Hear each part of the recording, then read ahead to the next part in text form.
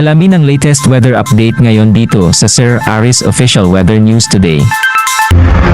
Sa kasalukuyan po ay wala tayong binabantayan na low pressure area o bagyo sa loob at labas ng ating Philippine Area of Responsibility, bagamat asahan pa rin po natin ang mga pagbulan sa ilang bahagi ng ating bansa, dulot po na epekto nitong Intertropical Convergence Zone na sa kasalukuyan ay nakakaapekto sa katimugang bahagi or southern portions ng Mindanao. Samantalang sa nalalawing bahagi or for the rest of the country, patuloy ang pag-iral ng easterlies o yung mainit na hangin na nanggagaling sa Karagatang Pasipiko. So asahan po natin ang mainit na panahon, mararanasan po yan ngayong araw sa malaking bahagi ng ating bansa.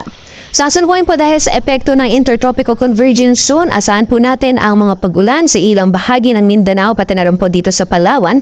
And for the rest of the country po magpapatuloy ang mainit na panahon. Inaasahan po natin na tatagal po ang ganitong lagay ng panahon hanggang sa darating na weekend.